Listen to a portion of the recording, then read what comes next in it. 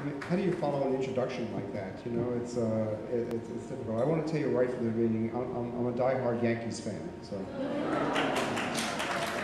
there you go. There you go. John, thank you. That lovely introduction, and thank you for this wonderful honor. I am really very impressed with this organization, and I won't tell you why because you've already heard it. It's all true. I noticed right here in the program before you, you've got the Tree of Life as the major symbol, and a number of words, which I acts as the motto for the organization, which are all C words. And I have my own C words about medicine, which I think both interface with those words and also explain why this is such an extraordinary honor tonight. I mean, my words are one of the same as yours: compassion, competence, creativity, and collegiality. And I'll start with the collegiality part. It's not about one individual, and you get honors, and it's a wonderful thing, and you have to accept them as being part of a team, representative of a team.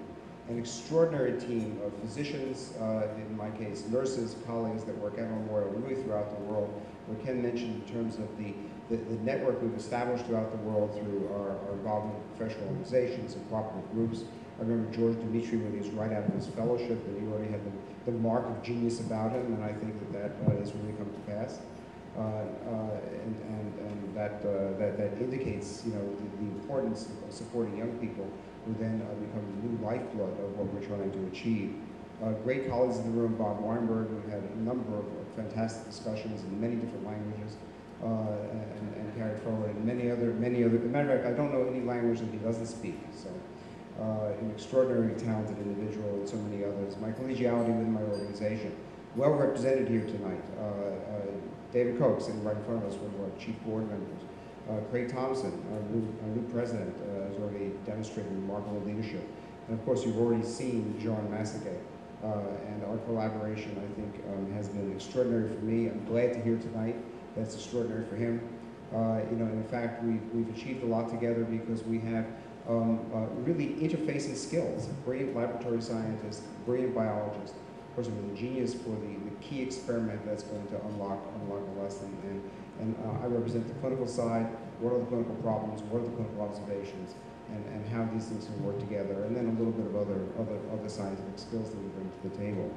And the new people that are joining this wonderful network of investigators who are dedicated, you are helping to support, which really is one of the hallmarks of an organization that really sees the future.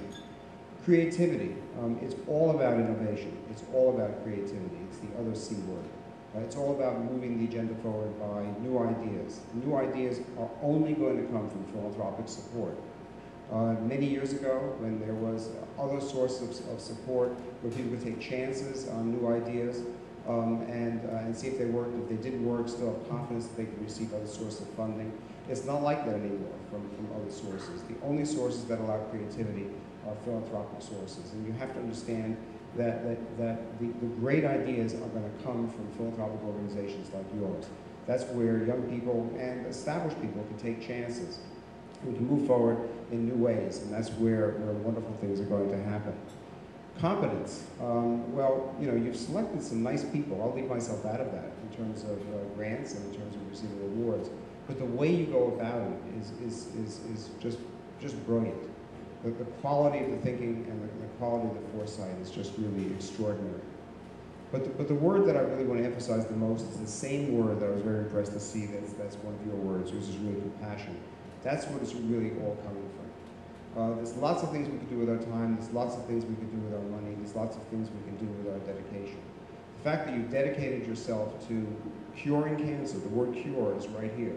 We're not going to say manage. We're going to say really drive toward a cure, is derived from the word compassion. Compassion for people with cancer, compassion for people who may get cancer, compassion for the people we love, compassion for the people we may meet in the future and love. And it's that compassion that drives us forward. That's really what drives this energy forward. I must say in my own case, it derives from an extraordinary family. My wife Rachel is here, just celebrated 41 years of consecutive marriage.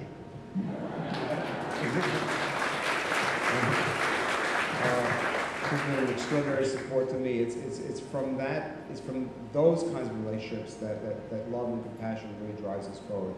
We've made a huge difference in life of people with breast cancer. I remember when it was a uniformly fatal disease, which was metastatic. Now people can live very long periods of time and very normal lives for long periods of time. We're curing most people with primary disease, and we're doing it without requiring mastectomy, which is also a big change. We've had a lot of tools in our armamentarium to do this, radiotherapy and surgery, but the advances in understanding the biology of cancer is driving us forward and developing new medications. And I think, as has been mentioned before, that prevention is really our ultimate goal. We cure what we can't prevent, and we want to prevent as much as we can. And the knowledge of biology that we're learning and is being supported by organizations such as yours is allowing us to understand the fundamentals of cancer so we can develop really effective prevention strategies that make a difference. And we're not going to know what cancer is because we're not going to see it because we're going to prevent it in the first place. And what's driving this forward is your compassion, your love for patients, your love for humanity, and therefore I'm very touched and extremely honored to be recognized by you tonight. Thank you all.